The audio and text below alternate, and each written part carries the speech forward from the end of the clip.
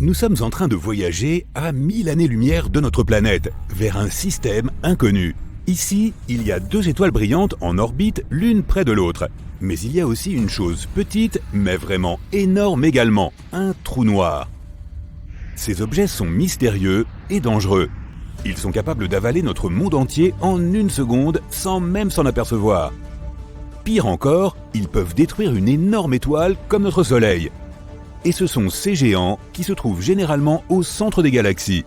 Elles sont si lourdes que leur gravité retient autour d'elles d'innombrables étoiles, planètes et poussières d'étoiles. Elles peuvent peser des millions, voire des milliards de fois plus que le Soleil. Et maintenant, tu es de retour au sol sur une rampe de lancement de fusée sur la Terre. La seule chose à laquelle tu penses est de retenir ta respiration et de sauter dans le cœur de cette perle noire. Mais tu n'auras pas à retenir ta respiration car tu seras dans une combinaison spatiale. Et l'oxygène est inclus, gratuitement en plus. De plus, il est peu probable que tu arrives un jour à aller jusqu'au trou noir. Un voyage aussi lointain avec la technologie actuelle prendrait des dizaines de milliers d'années. Tu retournes donc dans ton garage où tu as caché ton hyperfusée qui t'emmènera au trou noir en quelques secondes. Boum! Voilà, tu es à côté de 2 étoiles et d'un trou noir. La première chose que tu remarques est que les trous noirs ne sont pas noirs. Sa force gravitationnelle attire non seulement les objets, mais aussi la lumière elle-même. Cela rend le trou invisible. Tu peux seulement voir un anneau brillant autour de lui que l'on appelle l'horizon des événements. Il est constitué de lumière tordue, de poussière chaude, de plasma et de morceaux d'astéroïdes qui se trouvent aussi piégés à cet endroit. Donc l'horizon des événements est le premier obstacle à surmonter. Bon, tu enfiles ton réacteur dorsal, tu ouvres la porte de ta fusée et tu sautes vers le trou noir. La force de gravité commence à t'attirer rapidement vers lui. La combinaison spatiale te protège des énormes températures et niveaux de radiation de l'horizon des événements. Les équipements de protection conventionnels ne pourraient guère t'aider. Alors tu remercies ton père d'avoir caché cette combinaison protectrice ultra puissante dans ton garage. Tu commences à avoir l'impression que ton corps s'étire désagréablement. Le problème, c'est que la gravité augmente à chaque fois que l'on se rapproche du centre du trou noir. Et c'est beaucoup plus fort à ta tête qu'à tes pieds.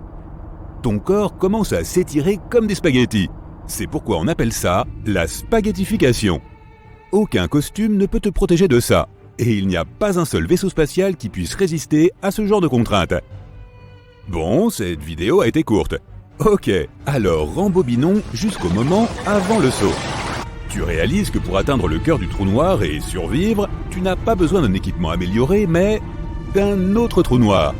Et c'est la taille et le poids de celui-ci qui comptent. Théoriquement, tu peux survivre à la chute dans un trou noir supermassif.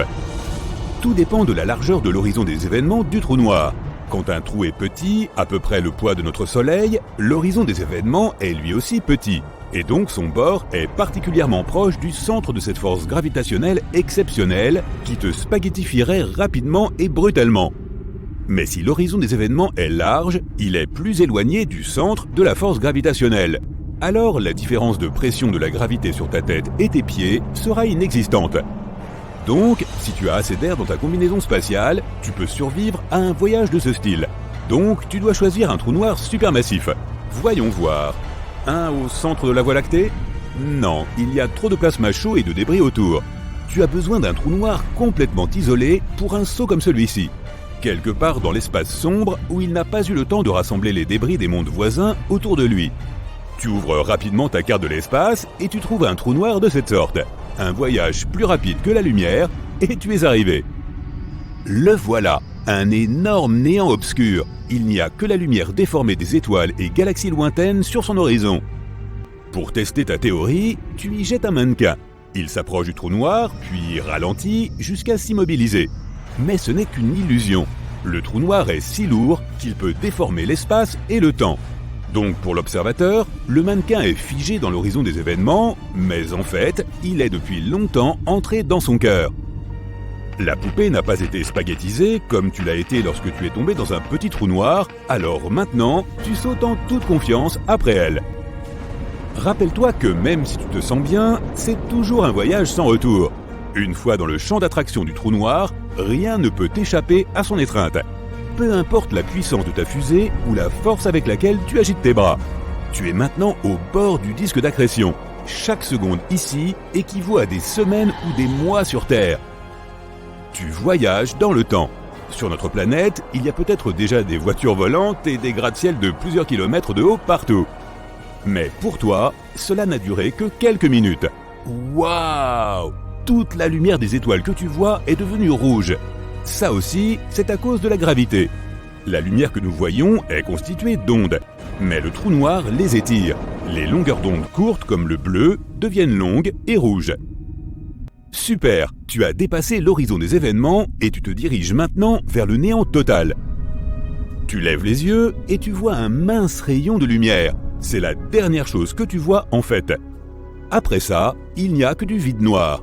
Personne ne sait ce qui se passe ensuite. Certaines théories disent que les trous noirs peuvent être des portails vers une autre dimension, ou vers un autre endroit dans l'univers. En sautant dans un trou noir de notre galaxie, tu peux sauter à des centaines de milliers d'années-lumière de chez nous.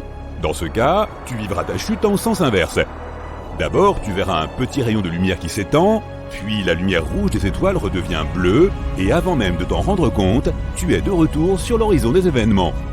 Et peu après, tu es libéré de l'attraction du trou noir. Mais les scientifiques ne peuvent toujours pas confirmer cette théorie. Bon, c'est trop sinistre, alors pour cette fois, nous te ramènerons sur Terre en compagnie de tes amis. Ils te félicitent pour avoir réussi à survivre au centre d'un trou noir. Maintenant, tu es le cœur de la compagnie et aucun trou noir ne peut te faire peur. Mais même le plus grand trou noir de l'espace n'est pas aussi effrayant que ce que tu pourrais penser. Ils ne sont pas éternels, mais ont une durée de vie. La radiation dont j'ai parlé prend l'énergie du trou noir. S'il n'a pas de nourriture autour de lui, le trou commence à se dégonfler comme un ballon. Et finalement, il n'y a plus rien. Une autre crainte concernant les trous noirs est que nous puissions en créer un chez nous. En effet, à l'intérieur du grand collisionneur de Hadron, les scientifiques mènent des expériences avec de petites particules qui entrent en collision à grande vitesse. Il y a d'énormes explosions d'énergie, et certains scientifiques pensent que cette énergie est suffisante pour créer un trou noir microscopique. Il va commencer à absorber son environnement et à grandir. D'abord quelques petits objets dans la pièce où il a été créé, puis le laboratoire tout entier. Le trou continue à grandir et consomme désormais notre planète entière. Il change l'équilibre des forces dans notre système solaire et absorbe les planètes une par une. Quand celles-ci sont finies, c'est l'heure du dessert, le Soleil. Les couches supérieures légères de plasma sont étirées en longs spaghettis et tirées vers le trou noir. Puis, couche par couche, notre étoile s'effondre dans le trou noir. Lorsque le Soleil est à moitié absorbé, le trou noir projette un faisceau d'énergie et de lumière vers l'extérieur et continue à consommer le Soleil. En quelques instants, il ne restera plus rien de notre système solaire. C'est ainsi que certaines personnes décrivent la fin du monde. Mais même si nous parvenons à créer un trou noir microscopique, nous serons en sécurité. Il sera trop petit pour absorber de gros objets et il ne se nourrira que de petites particules atomiques. Les trous noirs émettent de l'énergie en même temps qu'ils en consomment, donc notre petit trou noir n'aura pas le temps de grandir. Il perdra plus qu'il ne gagnera en une fraction de seconde, donc ce que tu verras sera un flash momentané, et puis plus rien. Cela dit, la création d'un trou noir stable et contrôlé peut même être utile. Ils émettent d'énormes quantités d'énergie que nous pouvons utiliser. Un trou noir de la masse du mont Everest pourrait alimenter toute l'humanité. Bien sûr, les trous noirs sont toujours dangereux, mais nous pouvons les observer et étudier notre univers, si nous restons assez loin bien sûr. En attendant, tu décides de mettre un cadenas sur ta porte de garage, pour l'instant. Savais-tu qu'il existe un objet astronomique dans lequel l'espace et le temps échangent leur place ? Mais comment ça fonctionne ? Et que signifie exactement échanger l'espace et le temps ? Essayons de comprendre. Imagine que tu es dans un vaisseau spatial qui ne peut que se déplacer qu'en ligne droite. Ta trajectoire mène à un point inévitable, et tu n'as aucune idée de ce qui t'attend. Tu peux seulement espérer que ce ne sera pas trop grave. Pendant ce temps, tout ce qui t'entoure n'est que pure folie. Un assemblage chaotique d'événements historiques. Qu'est-ce que tu vois ? D'anciens humains et dinosaures ? La naissance de l'univers ? Le futur ? Qui sait ? C'est à ça que ressemblerait l'univers si on échangeait le temps et l'espace. Et, en théorie, c'est ce que tu verrais si tu tombais dans un trou noir et que tu parvenais à survivre. Mais comment une telle chose est-elle possible ? Tout d'abord, parlons du temps et de l'espace. Imagine que tu dessines une ampoule électrique sur une feuille de papier. Puis tu prends une autre feuille et tu dessines la façon dont elle s'est allumée. Pour l'instant, ce n'est qu'un petit cercle de lumière. Une autre feuille, le cercle de lumière s'agrandit. Il devient de plus en plus grand jusqu'à ce que, finalement, il se transforme en un énorme cercle. Dans la réalité, l'ampoule s'allume en un clin d'œil. Parce que la vitesse de la lumière est plus rapide que l'univers. Mais ici, sur nos dessins, on a capturé la propagation de la lumière image par image. On voit comment, au fil du temps, la lumière est passée d'un petit point à un grand cercle. Mais si tu empiles ces cercles, ça ne te rappelle pas une certaine forme? Par exemple, un cône? Exactement. On appelle ça un cône de lumière. Et le temps est l'axe central de ce cône. Pourquoi? Parce que la lumière se transforme d'un petit point en un grand cercle au fil du temps. Pour s'en souvenir, dessinons un vecteur temps, une flèche à l'intérieur du cône. Elle va du passé vers le futur. Pendant ce temps, les cercles représentent l'espace. Dans l'espace, on peut se déplacer comme on veut, dans n'importe quelle direction, vers le haut ou vers le bas, en zigzag et ainsi de suite. Mais peu importe les zigzags qu'on dessine, on avance toujours le long de la ligne de temps. On ne peut pas revenir en arrière et on ne peut pas arrêter le temps. Cela nous aide à définir le temps et l'espace. Le temps est la direction dans laquelle le cône de lumière est orienté. C'est la direction où tous nos chemins mènent et où se trouve inévitablement notre avenir.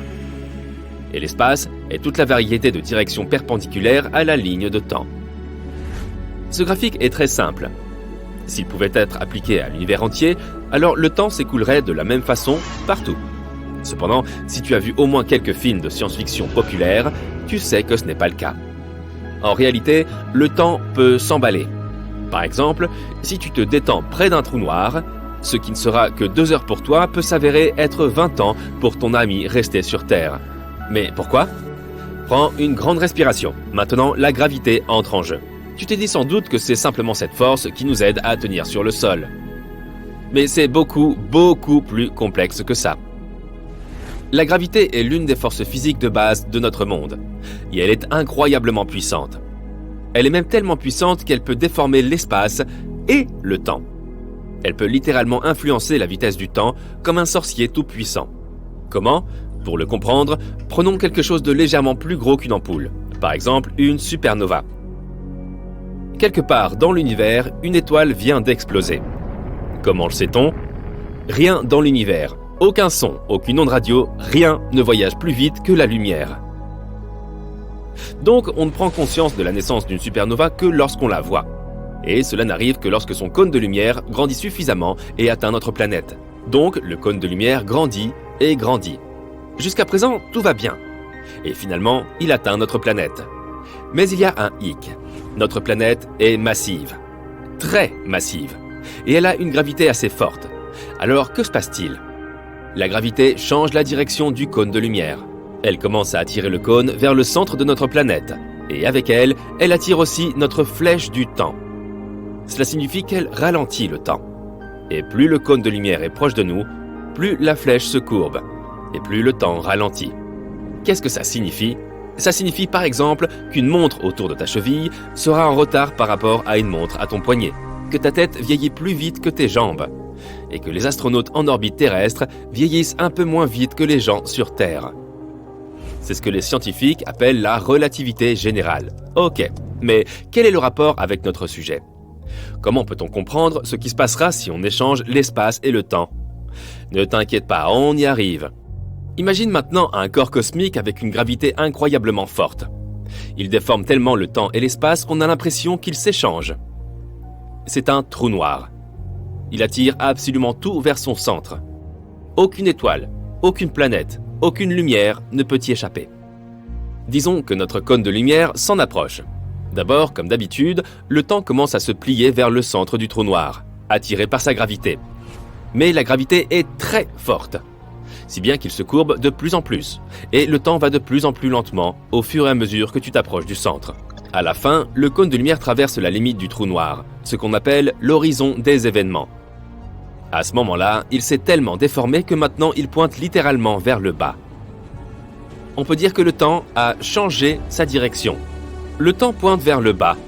Qu'est-ce que c'est que cette absurdité?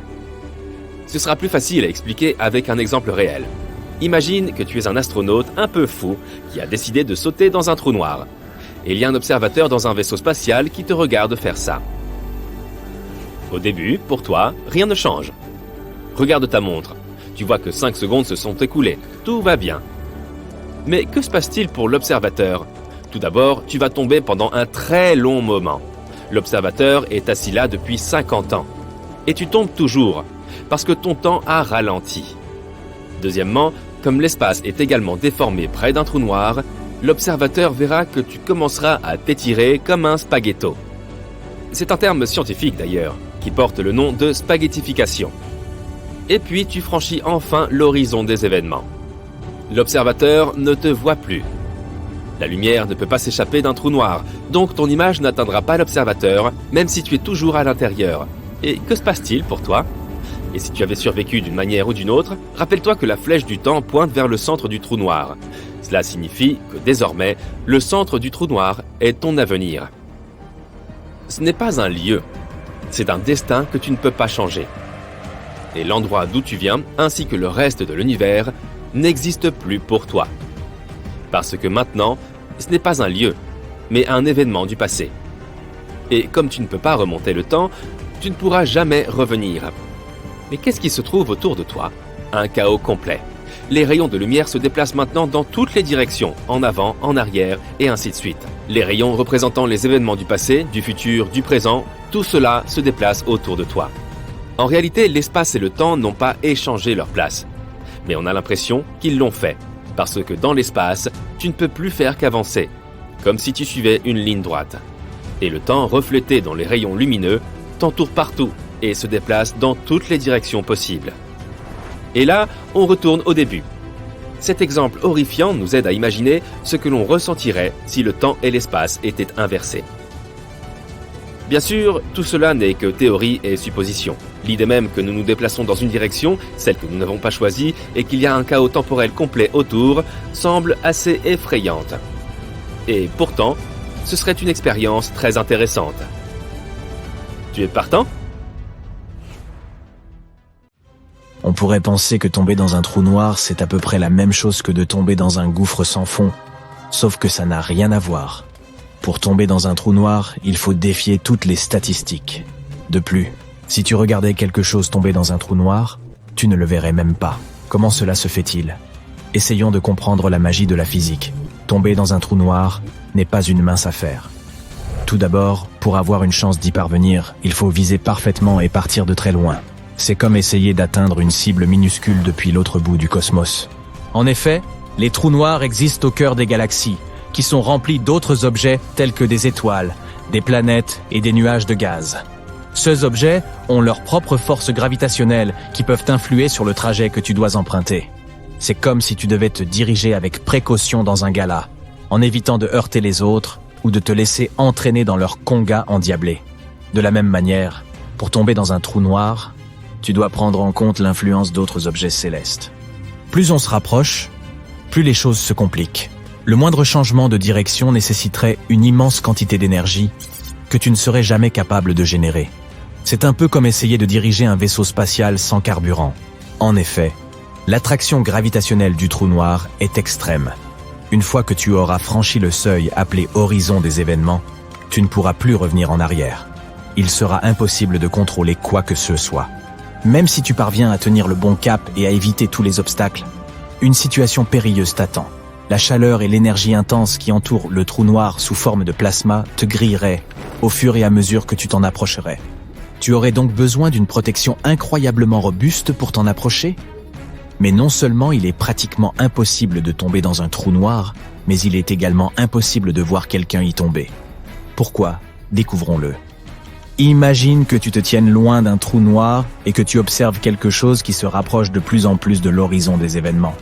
Au fur et à mesure que cette chose, disons un vaisseau spatial, tombe dans le trou noir, deux choses très étranges commencent à se produire. Tout d'abord, la couleur du vaisseau spatial change. La gravité à proximité d'un trou noir est incroyablement forte, bien plus forte que tout ce que nous connaissons ici sur Terre. Cette gravité intense affecte tout ce qui l'entoure, y compris la lumière. La lumière a cette propriété fascinante de transporter l'énergie. Mais lorsque celle-ci s'approche d'un trou noir, la puissante attraction gravitationnelle commence à la drainer de son énergie. Un peu comme un pickpocket de l'espace, c'est eux qui affaiblit progressivement la lumière. Et tu sais, comme lorsque tu contemples un magnifique coucher de soleil, celui-ci semble avoir cette couleur chaude, rouge-orangé. C'est parce que lorsque la lumière du soleil traverse notre atmosphère, elle se disperse et perd une partie de ses tons bleutés, les plus énergétiques, pour laisser place à des teintes plus rouges. Ainsi, lorsque la lumière perd de l'énergie, elle tend à se déplacer vers l'extrémité rouge du spectre chromatique. La même chose se produit à proximité d'un trou noir.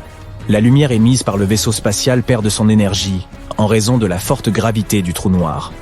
Ainsi, le vaisseau spatial, qui avait initialement sa propre couleur, devient de plus en plus rouge au fur et à mesure qu'il se rapproche. Comme si le trou noir était empreint d'une sorte de sortilège. Le deuxième phénomène étrange est lié au temps. Selon une théorie de la relativité générale, la gravité peut influer sur le temps lui-même. Et cela fonctionne d'une manière très étrange, car aucun d'entre nous, ni toi, ni les personnes à bord d'un vaisseau spatial, ne ressentiront ce changement. Pour toi, simple observateur dans ce scénario, le temps s'écoule comme d'habitude. Tu es simplement assis là, en train de siroter ta limonade de l'espace et d'observer le voyage du vaisseau. Pour les personnes à bord d'un vaisseau spatial, les choses sont les mêmes. Leur montre tourne à un rythme régulier et ils vaquent à leurs occupations comme d'habitude. Mais objectivement, pour toi, c'est comme regarder un vaisseau spatial tomber au ralenti. Tu auras l'impression qu'il tombe dans ce trou noir depuis des semaines, voire des années. Tu auras peut-être 80 ans, et le vaisseau spatial sera toujours là. C'est fou, non ? Si le temps ralentit pour le vaisseau spatial, cela signifie que la lumière qu'il dégage ralentit également. Imagine donc que quelqu'un à bord du vaisseau spatial allume et éteigne sa lampe de poche. Mais comme le temps se déplace très lentement, la lumière émise par la lampe se déplace également au ralenti. Il faut une éternité pour que chaque éclat de lumière atteigne tes yeux. Regardez. Ce vaisseau spatial serait comme regarder une vidéo ralentie presque jusqu'à l'arrêt. Et lorsque la lumière met plus de temps à atteindre tes yeux, elle devient de plus en plus faible, tout comme une étoile qui s'éteint. Ainsi, au fur et à mesure que le vaisseau spatial se rapproche de l'horizon des événements du trou noir, il devient non seulement plus rouge, mais aussi plus sombre. Il devient donc de plus en plus difficile de distinguer le vaisseau spatial à mesure qu'il se rapproche du trou noir. Il s'efface lentement, comme s'il disparaissait de la plus grande scène de music hall de l'univers. C'est assez hallucinant, n'est-ce pas ? Mais tout cela ne concerne que toi, l'observateur. Et comment se portent les personnes à bord ? Que ressent-on réellement lorsqu'on tombe dans un trou noir ? Au fur et à mesure que l'on se rapproche du trou proprement dit, il se passe quelque chose de vraiment bizarre. La gravité à proximité d'un trou noir est si forte qu'elle étire et déforme tout ce qui l'entoure. Ainsi, la différence d'attraction gravitationnelle entre ta tête et tes pieds devient significative. Cette différence crée une force de marée qui étire ton corps en une forme longue et fine. C'est un processus baptisé scientifiquement la spaghettification. En fait, tu serais transformé en nouille humaine. Être transformé en spaghetti peut sembler amusant pour un amateur de pâtes, mais ce n'est pas forcément le cas pour un astronaute. Pendant ce temps, les couleurs autour de toi commencent à se distordre et à s'étirer, créant un spectacle lumineux éblouissant. Un peu comme la route arc-en-ciel d'un fameux jeu de karting. Des tours et des détours, des éclairs et des étincelles. C'est probablement une expérience exaltante. Ce qui t'arrive ensuite dépend du type de trou noir. Tout d'abord, nous avons les trous noirs classiques. Il s'agit de trous noirs qui ont presque toujours existé. Si tu tombes dans un tel trou noir, il te faudra un temps incroyablement long pour en atteindre le centre. Celui-ci se rapprocherait de plus en plus, mais il te faudrait un temps presque infini pour l'atteindre. Tu aurais donc l'impression que ton voyage ne s'achèverait jamais. Et puis, il y a les trous noirs qui s'évaporent. Ces trous noirs peuvent s'évaporer avec le temps en raison d'un processus connu sous le nom de rayonnement de Hawking. Ce n'est pas très différent d'un glaçon qui fond, et ces trous noirs ont une durée de vie limitée. Et il est toutefois pratiquement impossible de tomber dans l'un d'entre eux. À mesure que tu t'approches du trou noir en train de s'évaporer, tu te retrouves à planer près de sa périphérie, l'horizon des événements. Imagine être coincé à l'entrée d'un parc d'attractions super cool. Mais devine quoi ? Ce parc d'attractions est en train de rétrécir. Le trou noir s'évapore et, ce faisant, l'horizon des événements devient de plus en plus restreint. Tu restes donc au bord du trou noir, suivant ses moindres mouvements. Mais tu resteras toujours dans cet horizon des événements sans jamais le franchir. Mais n'oublie pas qu'une fois dépassé le point de non-retour, il n'y a par définition plus de retour possible. Tu as pris un aller simple pour le cœur mystérieux du trou noir, la singularité. Parvenu à celle-ci, tout devient chaotique. Notre compréhension actuelle de la physique s'en trouve chamboulée, à la manière d'un tour de passe-passe dont on ne comprendrait rien. Que se passe-t-il une fois la singularité atteinte ? Y a-t-il quelque chose de l'autre côté du grand trou noir ? Nous n'en avons aucune idée. C'est un grand mystère, mais peut-être un jour l'éluciderons-nous. Alors mes amis, il vaut mieux admirer ces trous noirs à distance et bercer notre imagination des incroyables merveilles qu'ils recèlent. N'oubliez pas de garder vos pattes dans votre assiette et de ne pas vous approcher de ces machines à spaghettis cosmiques.